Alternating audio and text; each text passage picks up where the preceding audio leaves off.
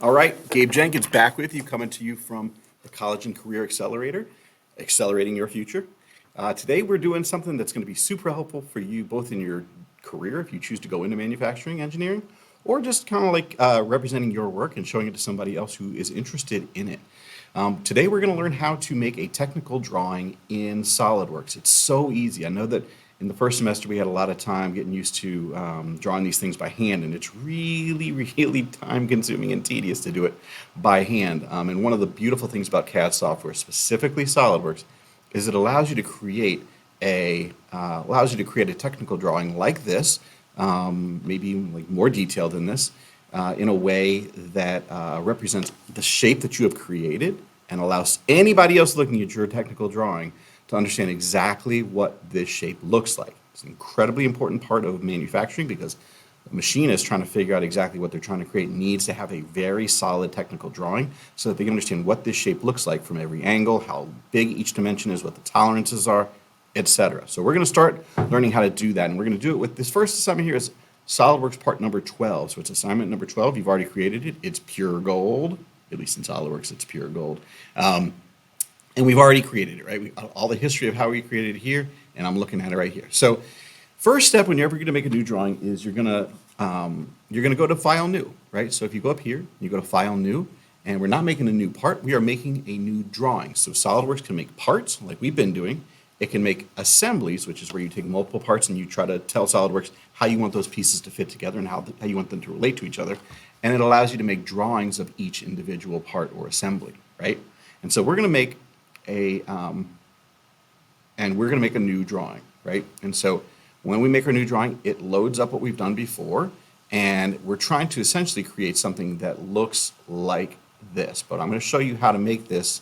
I'm going to show you how to make it now, okay? So it's going to look like this. It's got an outline. It's got a border, just like the technical diagram does, just like a technical drawing from first semester. It's got our little title block here where we say what the part is, who made it, what the specific features of it are. And then it's got the multiple views that show anybody looking at it what it looks like from different sides, right? So in this one, we have our isometric up here in the top right. We have a top view up here, and we have a side view here. We also have a section view to show what the shape would look like if we cut it in, into a section. All right, so let's get started. So we're going to go up here to File, New, and we are going to make a drawing. I've already made this drawing, so it's asking me if I want to make the same thing. Do I want to open the one I've already done? I'm going to say no because I want to make a new one, okay? So first thing it asks us is what size paper do we want to draw on? Because obviously in the real world, there's multiple sizes of paper. There's A1, A2, A3, A4. It kind of gives you a preview of what it's going to look like. For now, I'm going to have you work on A3. And you can see it's got a basic shape of the paper, and it's got a little title block already kind of built in down there and ready to go. So I'm going to hit OK because it's 420 by 297, which should fit on a standard printer. And let's go. So I'm going to hit OK. And then it takes us here. And you can see right away, it knows we're trying to make a drawing of SolidWorks part number 12. It's got different possible views that I would want to incorporate into my technical drawing over here on the right. And it's asking me, do I want to import annotations? So you can just drag pictures in and create your own dimensions here separately, right? And that's perfectly normal. And you might want to do that if you haven't dimensioned something like an auxiliary view, or if there's something you haven't dimensioned in the actual model of the part itself. That's okay. But if you know you've already done really solid dimensions in the part as you were building it, all the lines were black, everything was dimensioned, it looks beautiful, all your dimensions are on the outside of the shape as much as possible. Every radius has an R, every diameter has a circle with a line through it, every overall dimensions are there, like everything is done beautifully. It's probably a really good idea to just import the annotations, right? And you're going to want to import the design annotations more specifically, right? So there's that. All right, so now we know that when we pull in a new shape, it's going to import all these things for us. We can always go back and change that if we want to, but I'm just going to show you. I'm going to assume that you want to do that. And we're going to start with the isometric. So if I click here on isometric and just drag it, I'm holding down the mouse button right now, drag it where I want it to go, and I'm going to let go right here. It's going to put the isometric right there. As soon as I drop it, it starts asking me, are there other things I want? Like, how do I want this to look? right? So it allows us to say, like, do you want it to be the isometric? Do you want it to be one of these other views? I'm going to say isometric. I want it to import all the annotations. Now, down here, it's got display style.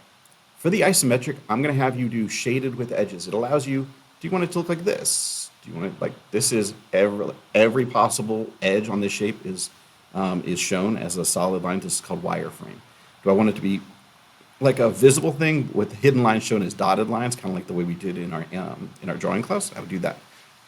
Just the outline of all the shapes here. I want it to look relatively like a realistic object, but I do want to see those edges here. So when you import your isometric, I want you to pick this one, which is shaded with edges. If you want to do high quality, do high quality. It's great.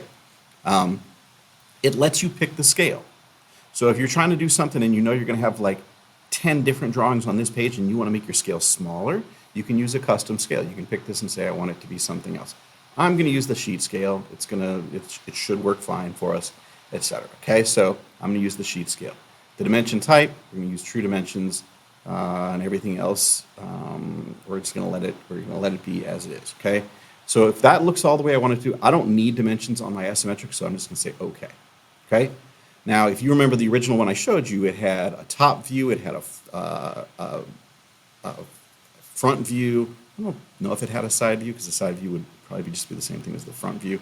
But it did. I think it had a section view on it as well to show you if you cut it in half along a cutting section line, a cutting plane line, you'd see what it looked like, what parts were solid and what parts were hollow along that cutting plane line. So we're going to do that here. So I've done my isometric, and now I want to import the next shape. If I go over here to View Palette, I click on that, it's going to ask me what is the next shape I want to drag in. I'm going to click on top and drag it over and put it there. I just clicked. You can see it automatically imported the dimensions I had on there. And I'm right now my hands are not on the mouse. I'm just kind of like moving it around.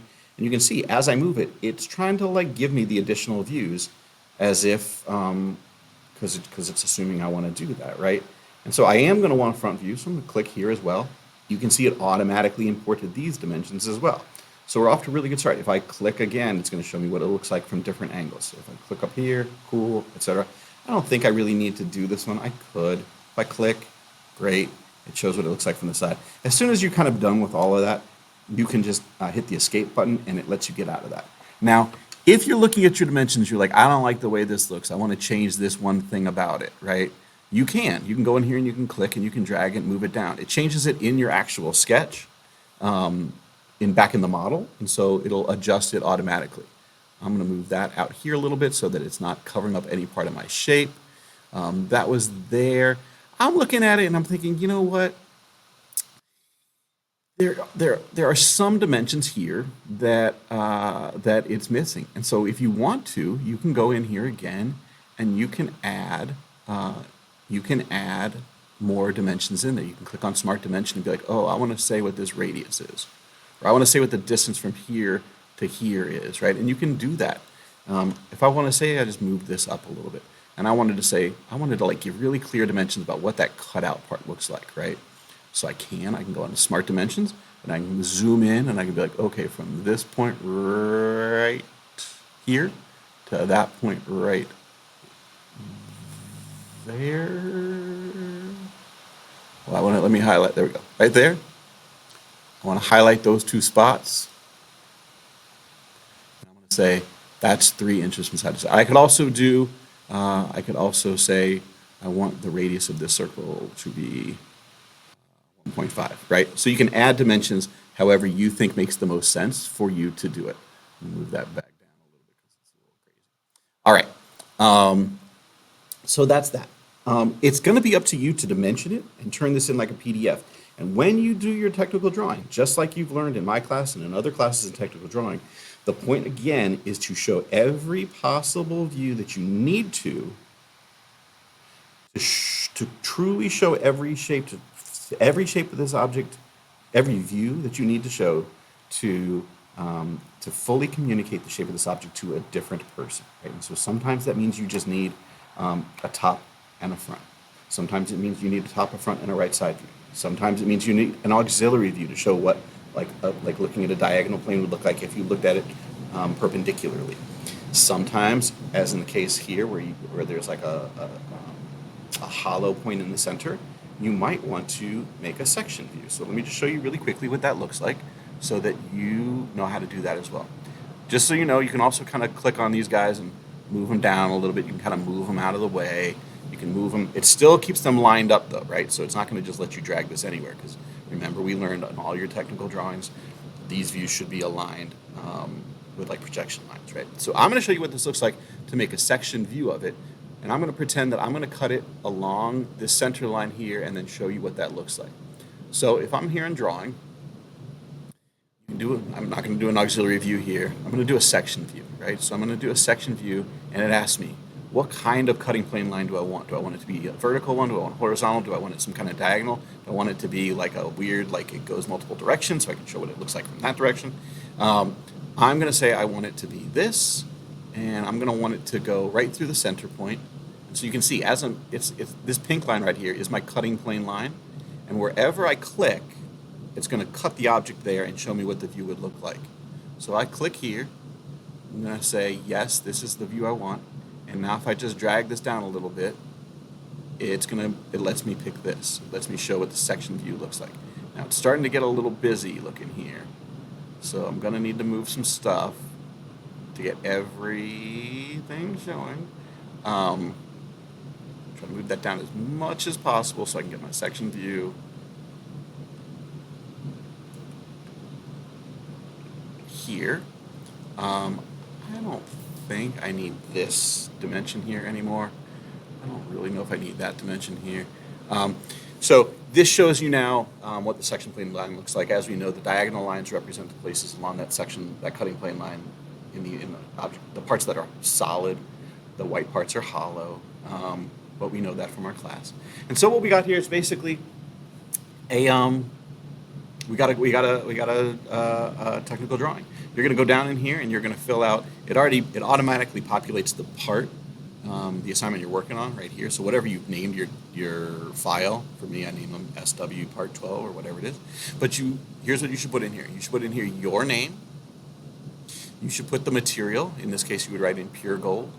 And the weight would be the mass, and you would say whatever the mass is, right? So as you probably know, on the title block, it gives you all the information that's kind of like annotative information, the scale, who's working on it, what version of the object it is, what version of the drawing it is, like what revision number it is, right? So it's got all that information so somebody trying to interpret it would know how to interpret anything on that drawing. But that's it, right? So the key points here, you're going to make a new drawing. You're going to use A3 paper. You're going to start to import your various shapes, or your various views of each shape. You're going to start with an isometric here, and you're going to do the multi-views over here. As I'm looking at it, does this really add much information? Not really. I mean, if you want to just kind of click it and get rid of it, you can. You can right-click and delete it. That's fine. It wasn't really adding much anyway, so I'm not gonna bother with that. And so you're adding, you're determining what's the scale you want it to be, what you want it to look like in terms of the display style, and then you're going to import all the annotations along with it and adjust your annotations so that it looks exactly the way you want. The dimensions are in line with conventions, and it looks beautiful, just like this. When you're done, you're going to save it as a SolidWorks drawing. Right? You're going to go up here to File, Save As, and you're going to instead of being a SolidWorks part, SLDPRT, it's going to be SLDDRW. You're going to find it in the menu of the drop-down right there. You're still going to call it whatever you called it, first name, last name, SolidWorks part, number, blah, blah, blah.